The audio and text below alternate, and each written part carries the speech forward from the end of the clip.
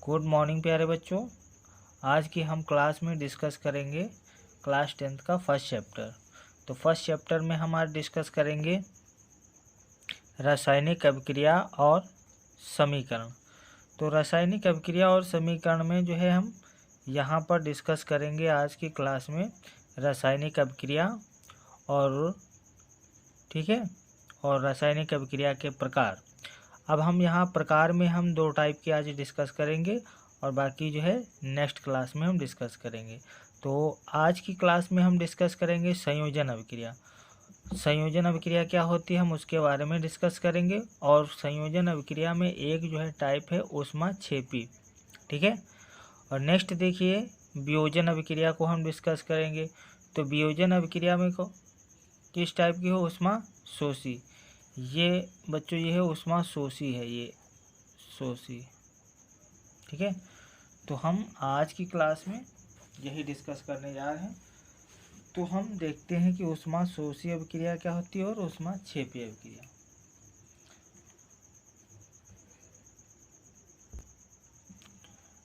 तो हम डिस्कस करने जा रहे हैं रासायनिक अभिक्रिया।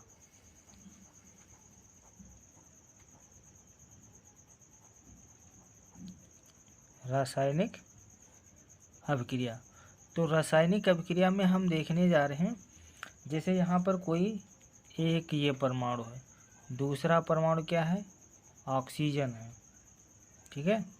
और यहाँ पर क्या बन जाएगा, CO2 बन गया। तो यहाँ पे एक कार्बन का परमाणु है और यहाँ पर ऑक्सीजन का परमाणु है। तो कार्बन और ऑक्सीजन मिल करके क्या बना दिए हैं, कार्बन डाइऑक्साइड, ठीक है। तो यहाँ पर दो या फिर दो से अधिक परमाणु मिल करके एक नया क्या करते हैं, यौगिक बना देते हैं, ठीक है। एक नया क्या बन जाता है, यौगिक बन जाता है। उस यौगिक बनाने की प्रक्रिया को या प्रक्रम को हम कहते हैं रासायनिक अभिक्रिया कहते हैं, ठीक है प्यारे बच्चों। तो हम लिख सकते हैं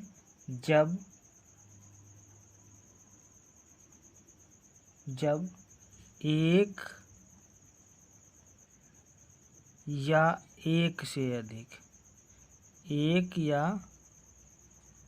एक से अधिक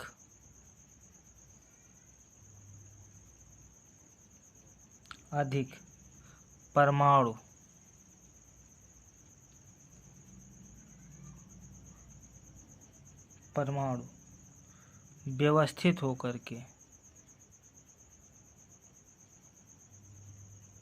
व्यवस्थित होकर नए पदार्थ का निर्माण करते हैं। क्या करते हैं, नए पदार्थ का निर्माण करते हैं।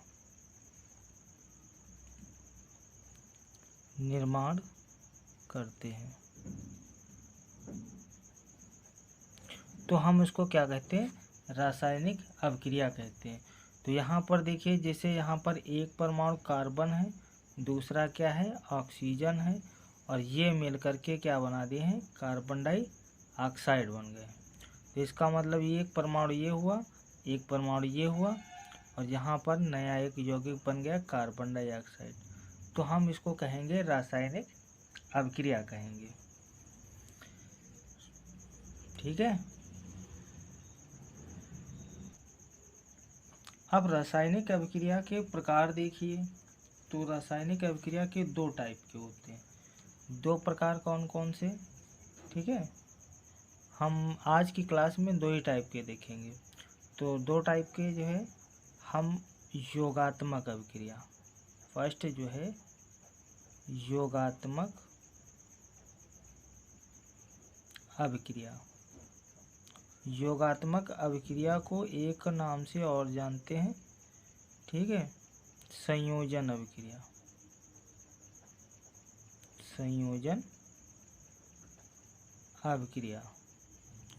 तो संयोजन अभिक्रिया में क्या होता है प्रोसेस, हम उसके बारे में देखेंगे, ठीक है। तो संयोजन अभिक्रिया में देखिए यहाँ पर एक परमाणु या एक से अधिक परमाणु संयोग करके, ठीक है, एक परमाणु जैसे हमने लिया, ये हाइड्रोजन लिया, और ये हमने नेक्स्ट लिया ऑक्सीजन लिया, ठीक है। अब ये हाइड्रोजन ऑक्सीजन ये करेंगे संयोग, तो यहाँ पर क्या बन जाएगा, H2O बन जाएगा। अब ये इस रिएक्शन को हम संतुलित कर लेते हैं, हाइड्रोजन के 4 अणु हो गए। तो यहाँ पर देख रहे हैं कि एक अणु या एक से अधिक अणु मिल करके क्या करते हैं, एक नए पदार्थ को बनाते हैं। तो हम इस अभिक्रिया को हम कहते हैं संयोजन अभिक्रिया, ठीक है। क्या बोलते हैं, संयोजन अभिक्रिया। जैसे यहाँ पर H प्लस Cl, तो यहाँ पर नेक्स्ट कंपाउंड बन गया HCl। नेक्स्ट देखते हैं, जैसे हमने देखा N2 प्लस 3H2, तो यहाँ पर ये दोनों संयोग होकर के क्या बना देंगे, 2NH3। तो यहाँ पर देख रहे हैं कि क्या हो रहा, संयोजन हो रहा। यहाँ पे नाइट्रोजन का एक अणु और हाइड्रोजन का, ठीक है, अणु मिल करके के क्या कर रहे हैं, अमोनिया बना रहे हैं। तो हम इसको कहते हैं संयोजन अभिक्रिया। तो आप इसको लिख सकते हो, ठीक है। वह अभिक्रिया या कहते हैं जब एक परमाणु, एक अणु या एक से अधिक अणु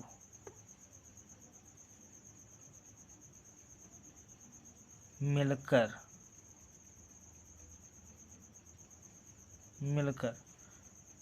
नए पदार्थ का निर्माण करते हैं, पदार्थ का निर्माण करते हैं या संयोजित होकर के निर्माण करते हैं, ठीक है। तो इसको हम कहते हैं संयोजन अभिक्रिया। तो प्यारे बच्चों, ये बात समझ में आई होगी। अब हम देखते हैं एक और रिएक्शन, ठीक है। अब जैसे संयोजन जब होता है तो संयोजन के साथ साथ में क्या होता है, ठीक है, ऊष्मा मुक्त होती है। अब जब ऊष्मा मुक्त होती है तो यहाँ पे उसको ऊष्मा मुक्त होने के आधार पे हम उसको जो है एक नाम दे देते हैं रिएक्शन को, ठीक है, ऊष्मा क्षेपी। क्या नाम देते हैं, ऊष्मा क्षेपी अभिक्रिया। क्या होता है, ऊष्मा क्षेपी। ऊष्मा क्षेपी का मतलब जैसे जब अभिकारक मिलते हैं और अभिकारक मिल करके जब उत्पाद बनाते हैं, अब उत्पाद बनने के दौरान ही क्या होती है, ऊष्मा क्या होती है, मुक्त होती है, ठीक है। ऊष्मा क्या होती है, मुक्त होती है। तो हम उस अभिक्रिया को बोलते हैं ऊष्मा क्षेपी। जैसे यहाँ पर हमने उठाया क्या, कार्बन मीथेन और प्लस ऑक्सीजन, ठीक है, ऑक्सीजन। तो यहाँ पर बना क्या, कार्बन डाइऑक्साइड, ठीक है, carbon dioxide plus H2O।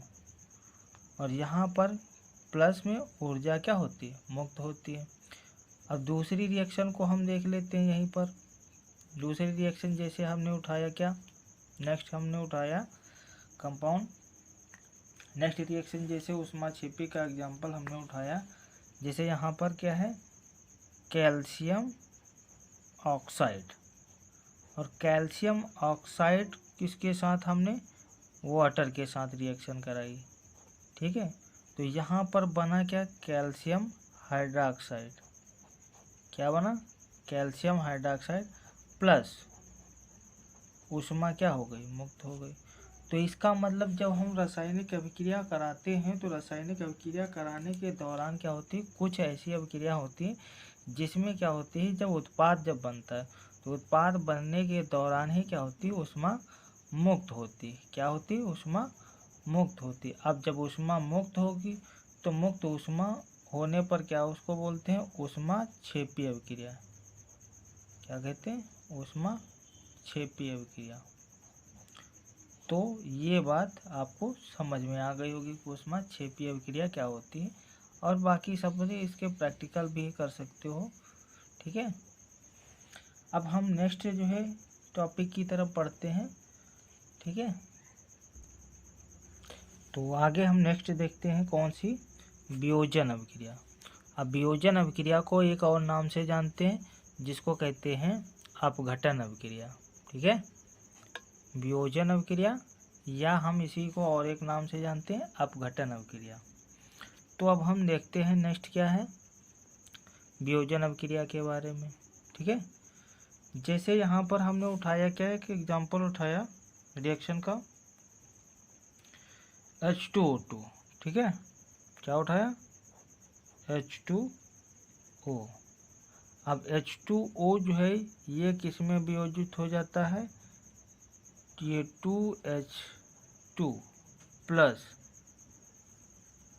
O2 में, इसमें O2 में वियोजित हो जाता है। तो यहाँ पर देख रहे हैं कि यहाँ पर एक कंपाउंड है। ठीक है, और वन कंपाउंड है, और ये किस में वियोजित हो गया है, दो कंपाउंड, मतलब दो परमाणुओं में क्या हो गया, वियोजित हो गया। ठीक है, जैसे हमने उठाया क्या NH4Cl। ठीक है, तो ये किस में वियोजित हो जाएगा, ठीक है, NH3 प्लस HCl। तो यहाँ पर क्या हो रहा है, ये भी क्या हो गया, डिसोसिएट हो गया या अपघटित हो गया। तो कहा जाएगा कि यहाँ पर एक यौगिक क्या होता है, वियोजित होकर के, ठीक है, वियोजित होकर के दो या दो से अधिक यौगिकों का क्या करेगा, निर्माण करेगा। तो क्या करेंगे, एक यौगिक, ठीक है, एक यौगिक वियोजित होकर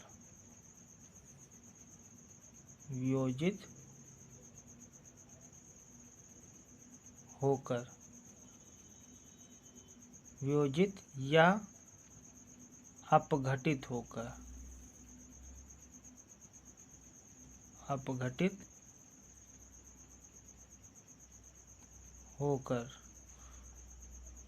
दो या दो से अधिक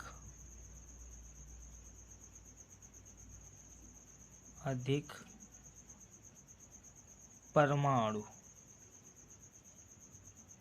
या यौगिक का निर्माण करता है, यौगिक का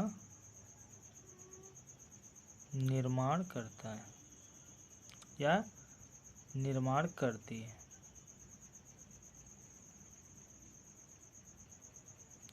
तो इस अभिक्रिया को हम कहते हैं वियोजन अभिक्रिया।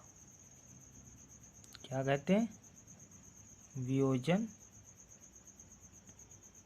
अभिक्रिया।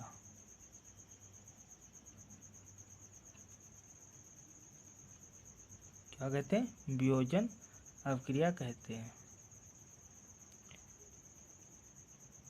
तो ये बात समझ में आई होगी कि वियोजन अभिक्रिया क्या होती है, वियोजन। ठीक है, अब जब अभिक्रिया होती है तो वियोजन के दौरान है क्या होता है, या अपघटन करने के लिए ऊष्मा की क्या होती है, ज़रूरत पड़ती है।